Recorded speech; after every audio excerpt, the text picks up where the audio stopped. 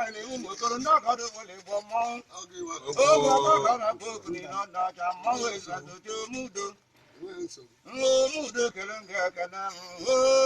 Akọtara mmadụ dị na nwede inwe ibe nne gị si bido ebe a ka ị esi bido ihe dị ike na dị na be nna gị na be nne gị akọdịrị gị mma na ịtụtara agụra nwa anyị ekele gị mara agụra na ọgụ ma nne gị nwanne otu nwụrụ ha na anyị jiri bịa na mmanwụ dịka o ruru mana ja ferefe akụkọ ruru ala ya ebuteghị ọkụkọ bụrụ mkpụrụ akwụkwọ mudo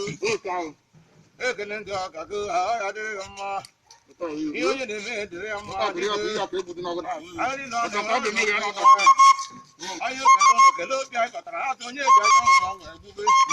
onye eji ata nwa oyiyo ahụ anyị nọ na be ego ogwu nọ na be ego mmọnwụ obodo mechara gị nọ na be ego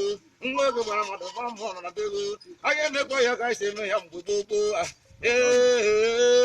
anyị na-abịa abịa anyị bịakwara ọzọ anyị na-eme anyị na-eme ihe rute nwa orute nna ya dịka